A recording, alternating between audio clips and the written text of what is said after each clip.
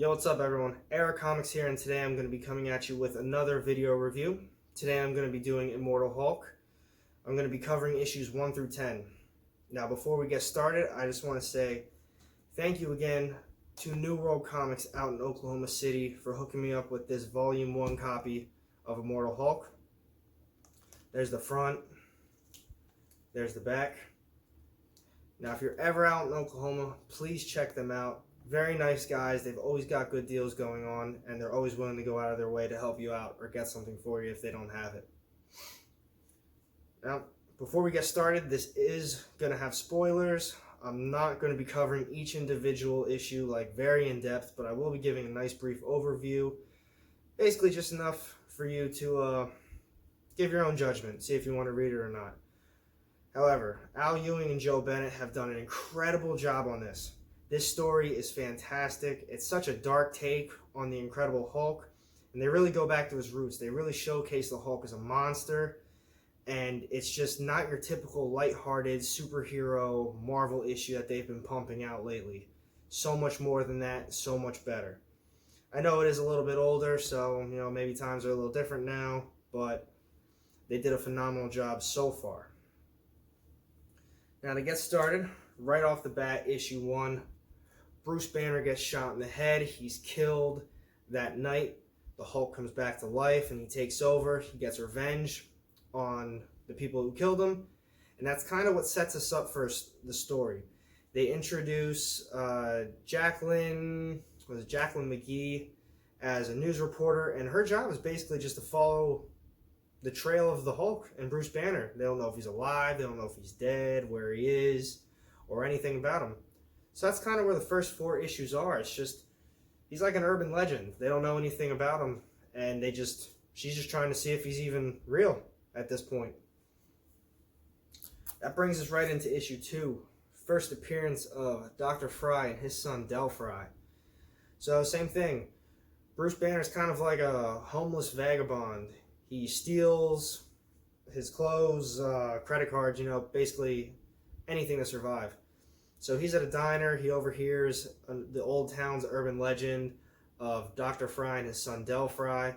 And as Bruce Banner, he decides to go check it out.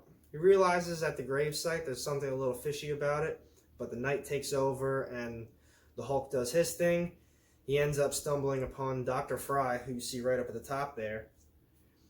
And you learn that whole backstory. It's actually a very cool story. This is probably my favorite issue, and I think they're definitely going to be key players later in the run. I guess there's a reason this issue's probably worth $100. Not as a 5th printing, but I know you've seen those eBay prices. They're outrageous. Now, moving right into issue 3. I know I'm moving a little quick with this, but like I said, it's going to be a nice brief overview of each issue just to give you your own judgment to see if you want to read it yourself. So, issue 3, you know how issue 2, he kind of overheard a story and he went to go check it out. Issue 3, he kind of is the story. There's eyewitness accounts of the Hulk now. He got into a fight with somebody, and Jacqueline McGee is on the case. She's following up the stories. She's still trying to see where he's at. And that's kind of the whole issue. It's just eyewitness accounts recalling the story of what happened. But at the very end of the issue, they bring in Walter Langowski, who's a Sasquatch. And you kind of see him call her, and that's what sets up issue 4. Nothing too crazy in that one. That was honestly, out of the first 3, that was my least favorite. Definitely slower pace, but still very good. Don't get it twisted. Issue 4. Issue 4 now, Walter and Jacqueline McGee have teamed up. They're kind of on the case. So they followed up together the most recent Hulk Bruce Banner sighting, and a fight breaks out. Walter ends up getting stabbed. He makes his way to the hospital. At the hospital, he ends up dying. But he thinks he has control over Sasquatch, but what he doesn't know is, I guess, his Sasquatch is corrupted. He's got a demon in him or something like that. And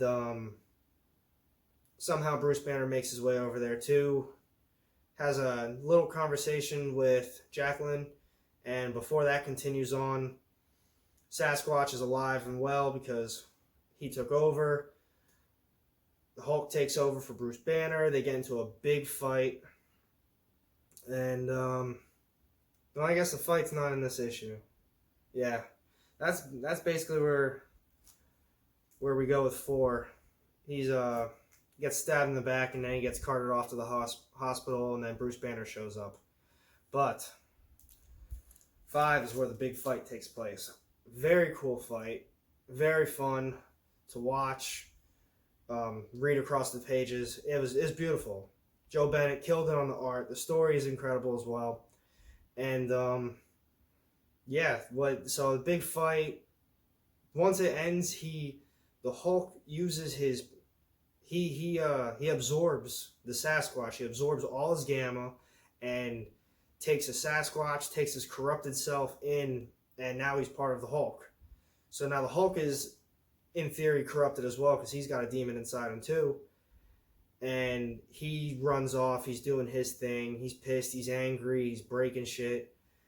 And that's kind of when, I believe it's this issue as well, General, what is his name? Forte? If I say it wrong, I'm sorry, but you know who I mean. He gets brought in. He wants the Hulk brought to justice. Alpha Flight's called. The Avengers are called. And basically a nice setup for the next issue. Definitely one of the better reads so far amongst the first 4. So moving on to issue 6.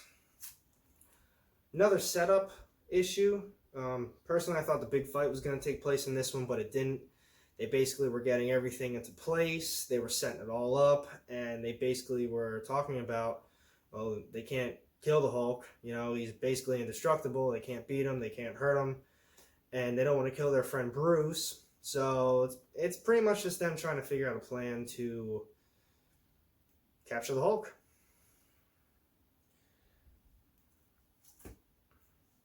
Alright, on to issue 7. This was a hell of an issue. Big fight finally takes place. Alpha Flight, the Avengers, they're all in on it. They're all trying to take down the Hulk. General Forte, he's got his own side thing going on. And you see literally everybody. Everybody's there. Everyone's trying to take down the Hulk, but they don't want to hurt Bruce in the process. The whole fight's going on, and they realize they can't beat him. The Hulk's unstoppable. He's getting more mad, and they just can't beat him. Tony Stark ends up doing his final plan. It's called the Helios. It's like a massive amount of UV light that it's a one-shot thing, and it basically fried the Hulk. So they fried him, pretty much killed him, turned his body over to General Forte, and at the end of the issue, you see him all cut up into different jars to be experimented on, but Hulk can't die, so he's still alive. It's pretty cool. Issue 8.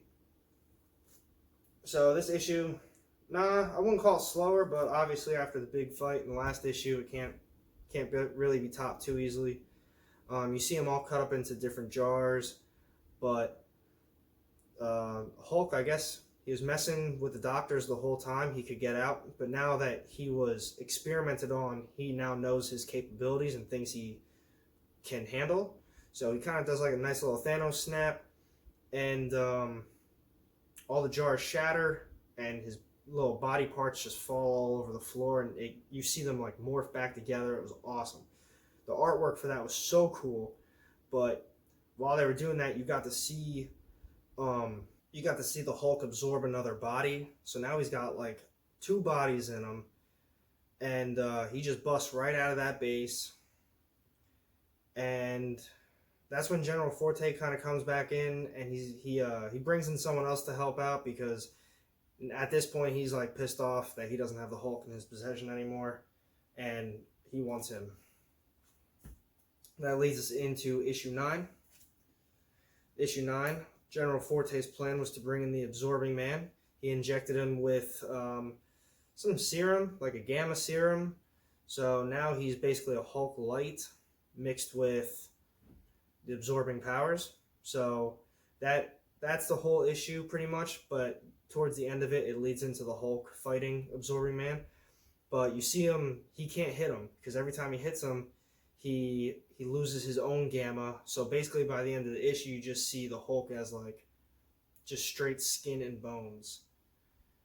So the main fight itself takes place in issue 10, and issue 10 was fantastic. So issue 10, fantastic issue. Loved every second of it. The Absorbing Man has now pretty much taken all of Hulk's gamma, and with that, he was able to pretty much open the gates of hell. He had his own thing going on, so you got to see the gates of hell open, and the artwork for that was fantastic. And now it's basically hell on earth, and that's where that issue leaves us off at, which I think that whole hell thing is pretty much issues 11 through 13. Now on that though, that's a wrap of issues 1 through 10 for the Immortal Hulk. My opinion, absolutely loved it. It is worth all the hype. I'm happy I bought all the issues. Loved reading every second of it. Al Ewing has done a fantastic job. Joe Bennett, the artwork was gorgeous. And I cannot wait to continue on reading this and sharing it with you guys. So on that note, have a good night.